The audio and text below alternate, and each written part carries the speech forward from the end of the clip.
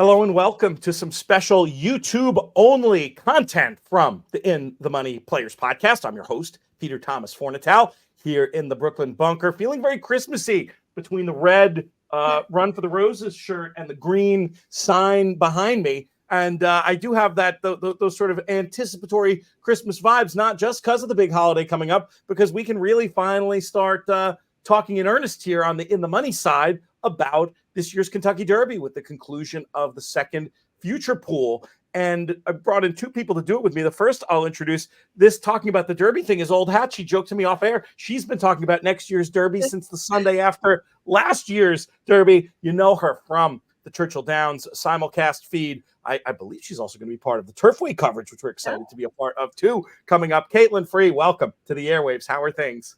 Good. How are you? Happy to be joining you. I believe this is the first time we've maybe done some stuff together, so exciting.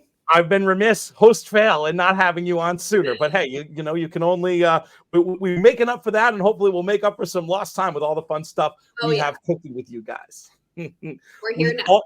We also bring in from InTheMoneyPodcast.com one of our most popular writers over there, a race analyst known for clever ideas and being very thorough, Eric Solomon. Eric, what's going on? Not much, Peter. Good to see you guys. So the reason we're here today is to recap this future wager, and we're going to let Kaitlin. I'll let you steer as I pop up the final odds there for this wagering pool number 2 that just closed this past weekend. And I'll start by asking it this way, Kaitlin: were there any real surprises for you in the way the public chose to bet this? There's some names that maybe I wasn't super recognized on. Bentornato is a name that I'm not super familiar with. That horse is down to 43-1, so I think I need to get a little bit more familiar with that. Carbone, he was one that just broke his maiden the day before that this closed, so he got bet down considerably. For the Steve Asmussen barn Dornoch. The full brother to Mage, 19-1. I think that's considerably pretty low. I'm hoping that some of these horses maybe get forgotten about by the time we go to the January portion of the pool, like horses potentially like Locked, or I know Sierra Leone's a pretty low number at the moment. Parchment Party, he's one I actually placed some money on. 35-1 was kind of at that type of little bit of a danger zone for me. I'd like to see him maybe be a little bit higher, but all other fillies took a little bit of money, and all other 3-year-old colts and geldings, that's just kind of a wager that I'm not a fan of. Right. Because, right. I mean, is there a big chance that the Kentucky Derby winner is not on that page? Of course, there's a great chance. But say a horse wins the Kentucky Derby at 10-1 like Mage did, he would have fallen under the all other colts and geldings category this time last year, and you would have gotten 6-5 on him versus 12, 13-1, and whatever he went off on. So I think this is really just the type of wager where you need to be betting individuals. It's tricky to get you could easily turn a 10-1 shot, a 15-1 shot into a 6-5 shot in that regard. I do think because of the uniqueness of the Bob Baffert trainee situation, and specifically how good a couple of his runners look. I'll be honest, I'm surprised it wasn't at least shades of odds on, but maybe that's a lot of people thinking as you do, that's not something that, you know, it's just not, it's not real. It's not so sexy to make a bet 6 months out at such a short number. Eric, what about you? What was the biggest surprise to you looking over the way these pools closed? I don't know if there was a specific surprise. 6-5 on the all other colts and geldings. That's kind of been the case in the last 3 years. Kind of went back to look. But then I wanted to kind of go back and look and see who else was in these pools at this time. So in 2021, we had 7 of the 22 interests that made it to the Derby field. And Hot Rod Charlie, Essential Quality was on that list. 2022, 6 of the 22. Epicenter, Zandon, Modonegal were on that list. And then 23, we had 7 of the 38 that were on this pool that made it into the field. Now Forte and Practical Move both scratched. Disarm and Hit Show were the 2 that were the closest to the front for that. So just kind of Could you get a price in these? Absolutely. I mean, Epicenter was a big number in this wager a couple of years ago, and he came within pretty close to pulling it off. So I do think that there is definitely some value on the board if you have some opinions elsewhere. And then there were a couple other horses. Kaitlin mentioned Bentornato. It was a horse I did a little research on and ended up placing a small wager on. I think we're supposed to see him on Saturday in Gulfstream. Okay, very interesting. What was it you liked about Bentornato from the form that you had looked at, Eric?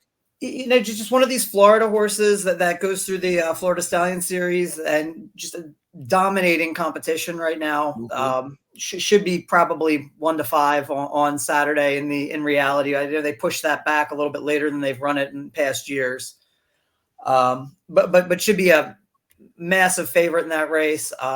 Speed figures stack up with some of the better horses. High 80s, low 90s. I think if I remember correctly.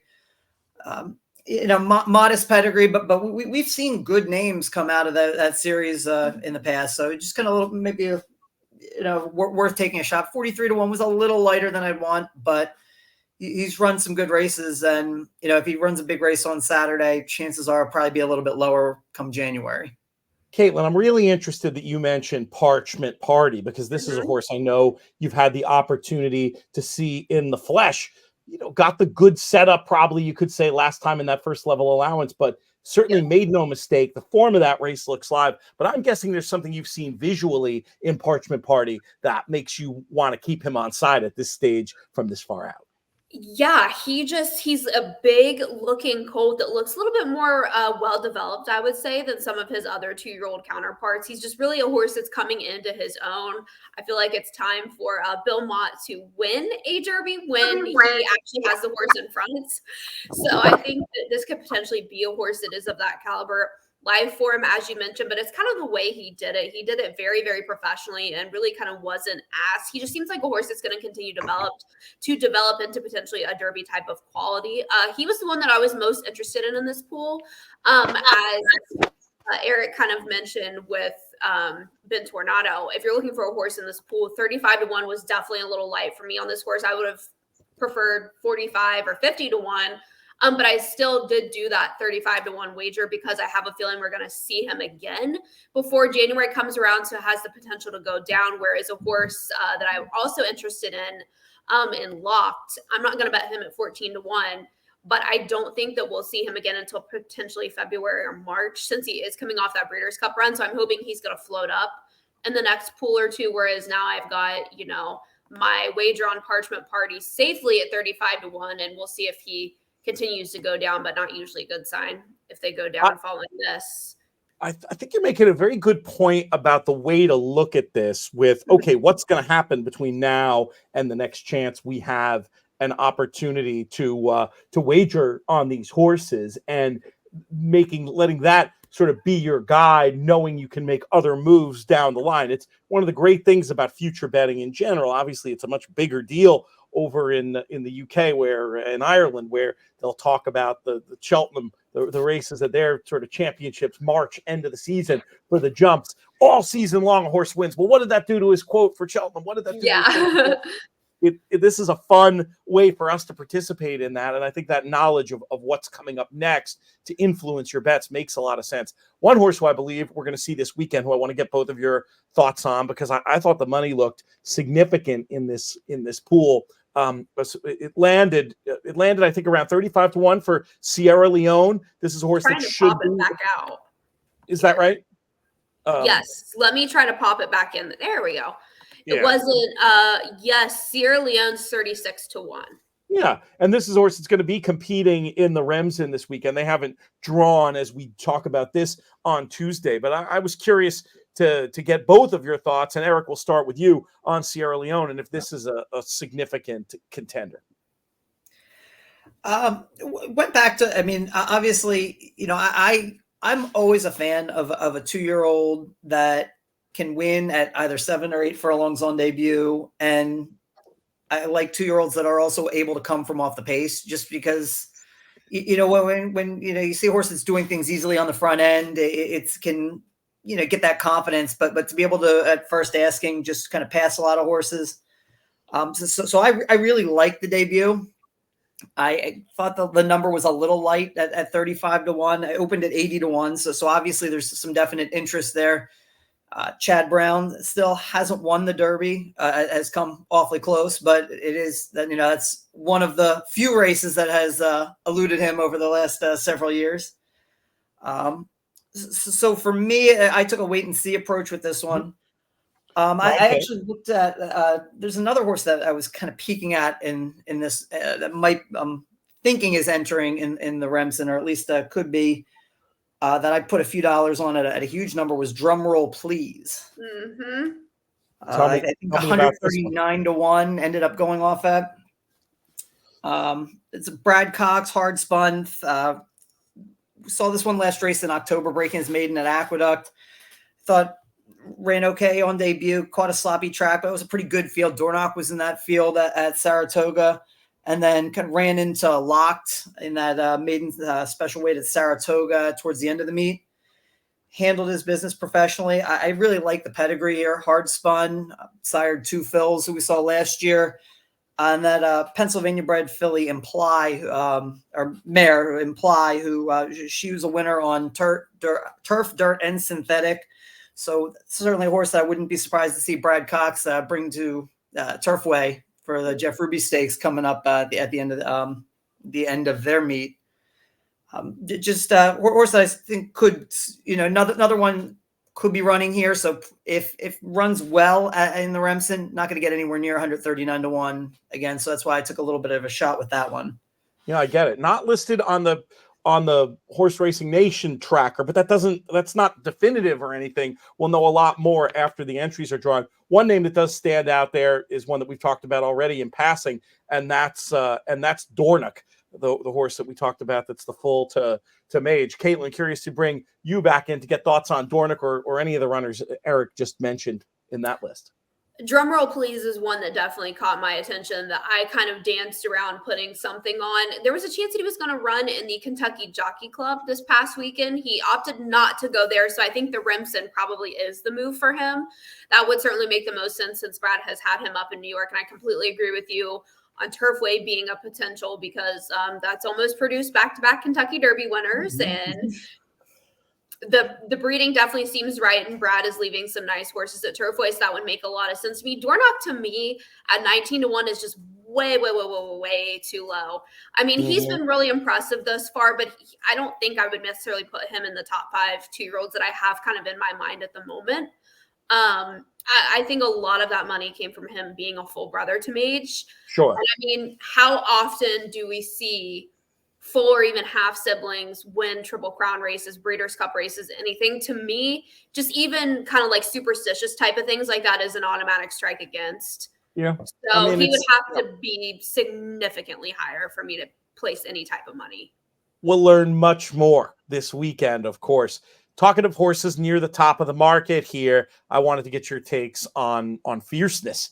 And, 8-1 obviously feels like short enough when it comes to this runner. But do you think, all in all, Fierceness is a horse that you would Fierceness at least be on that short list, Kaitlin, of 5 that you were talking about at this stage? Yeah, I would say so. He surprised a lot of people in the juvenile, but the more I went back and thought about it, I feel like I kind of really missed an opportunity, because the horse did nothing wrong. He had an impressive debut and then just kind of have a throw-out race in the mud, and then you bring him here to the juvenile and he's super impressive.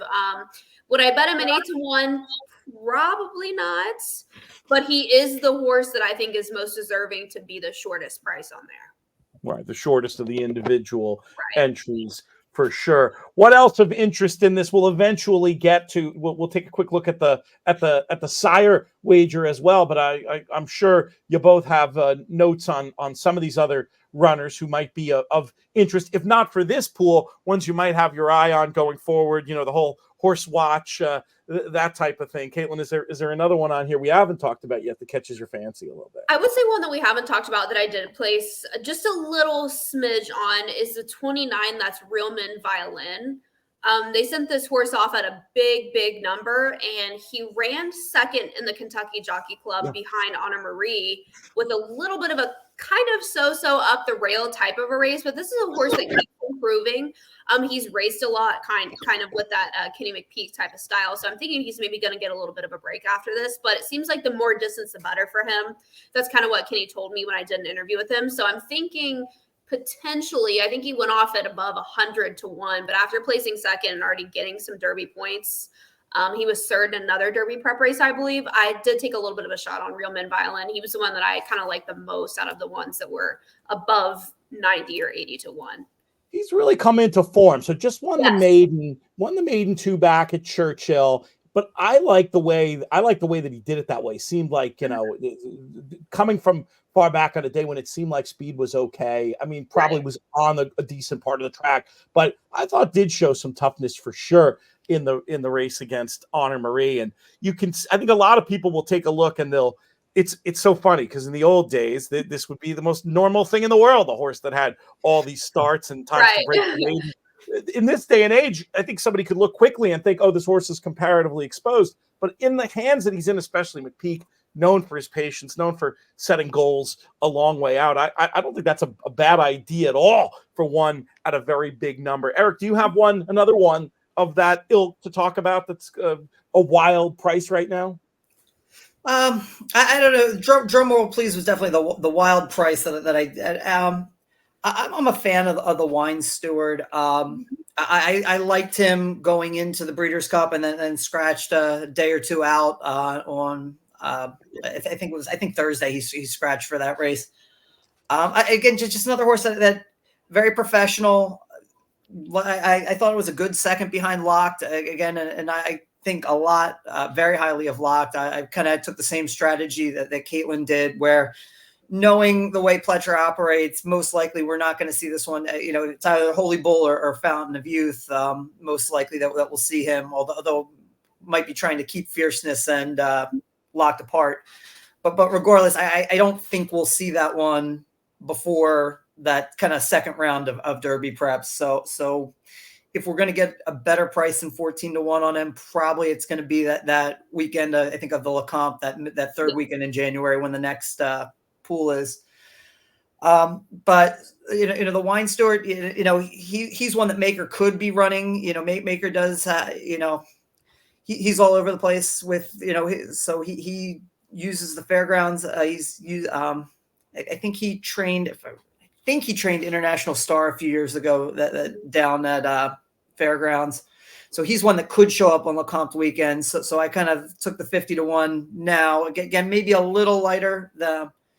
But again, I like what I've seen from these horses by Vino Rosso, and that's another way I kind of one of the horses that I was looking at on the Sire Wager. Mm-hmm. We'll segue that momentarily, but I'm definitely with you with the idea that Wine Steward is a tough, cool horse. Before we fully pivot to the Sire Wager, though, I did want to zoom out a bit and have the conversation also that we were having a little bit right before we went on air, Kaitlin, about this group of horses in general. I mean, scrolling through these horses we're talking about, seeing a lot of fast numbers compared to some of the previous years for the 2-year-olds at this stage. What is your best guess, Kaitlin, as to how this field is going to stack up, as a generation, so to speak?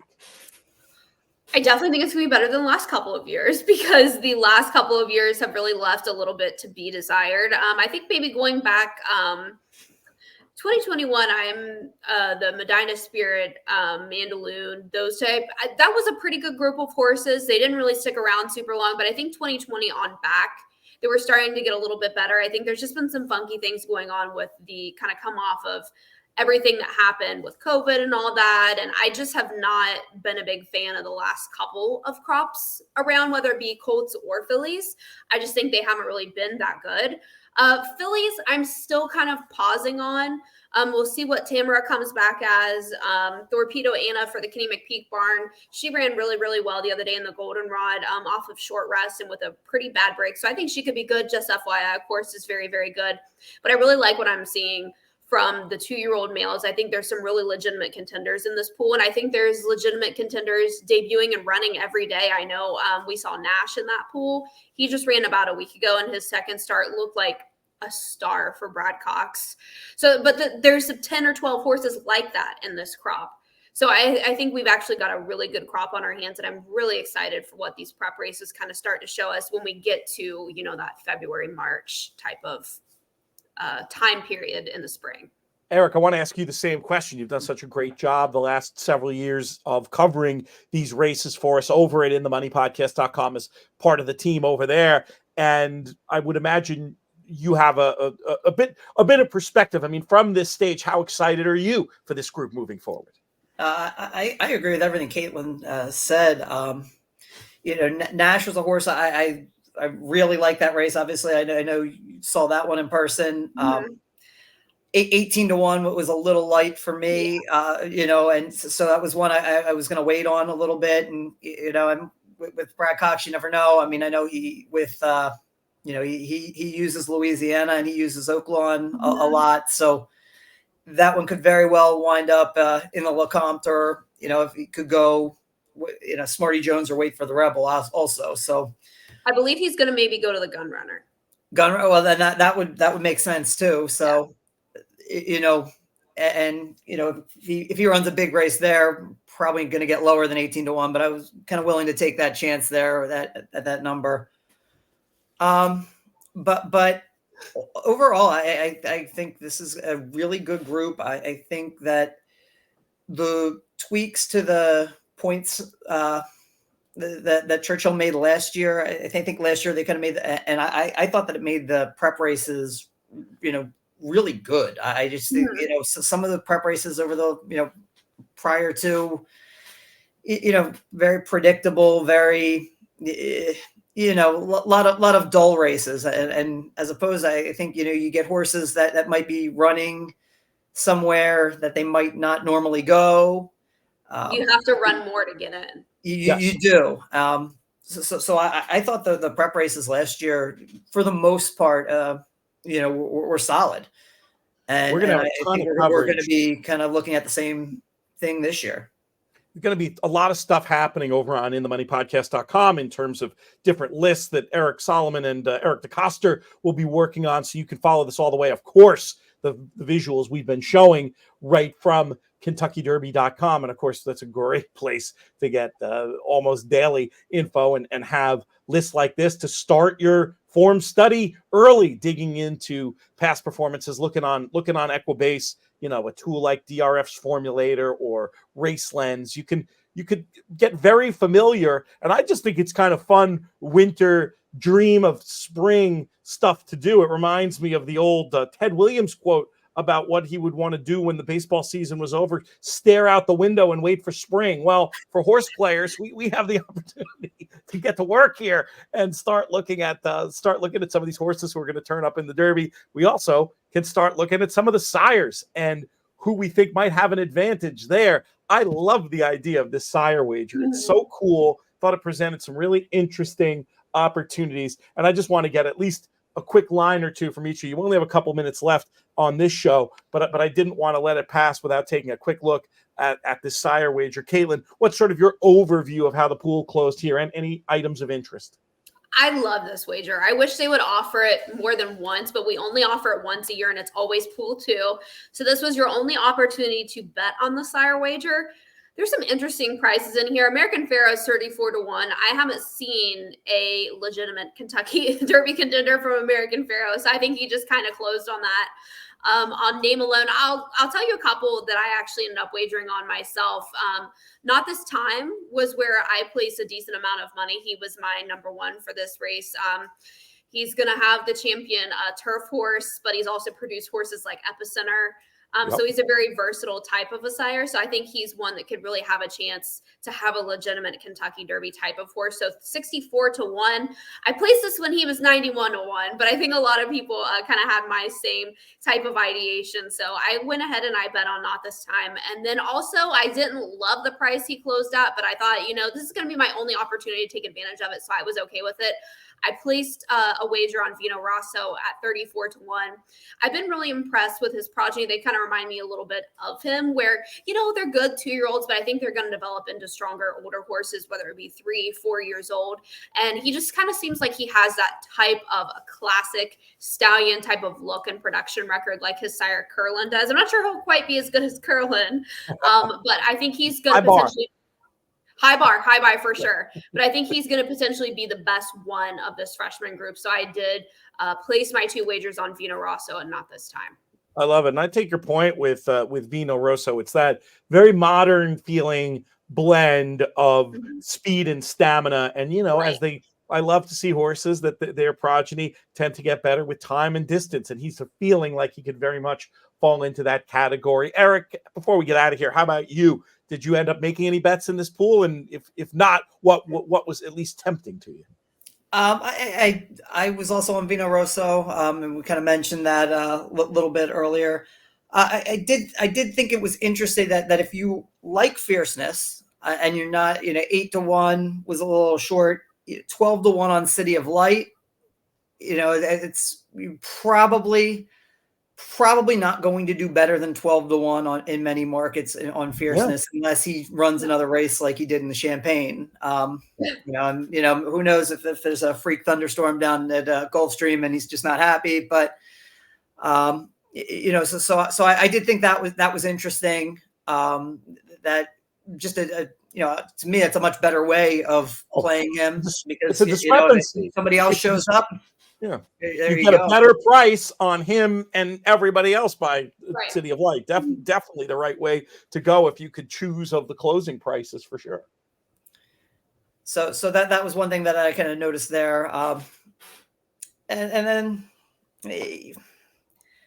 hard spun at 75-1. Another versatile colt. We know there's a couple horses there that are, kind of floating around in contention. That was a number that also kind of stood out. Didn't play that, but that was something that also kind of stood out there. Yeah, very, very interesting ideas. We'll be back to talk about these again.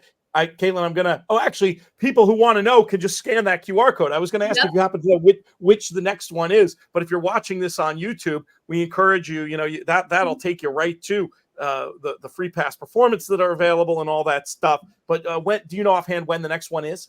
So we skipped December because it would fall right around Christmas. So I believe it is around, I want to say it opens January 18th and runs for 3 or 4 days. I know it's the 3rd week of January. I can't exactly pinpoint an exact date. Well, actually, I'm going to look it up and tell you. Yeah, I have it right here. Actually, it's the January 19th it opens, so Friday, and then closes Sunday at 6, the 21st. And that's another great resource. I keep forgetting that the Brisnet PPs are right there, and that's great data as well. So yeah, I think we've given a good overview of that pool. Really enjoyed having you on, Kaitlin. Eric, it's always a pleasure. We'll definitely reconvene the panel at some point. Thank you both so much for your time today. Thank you very much. Take care. For Kaitlin Free and Eric Solomon, I'm Peter Fornatale. May you win all your photos.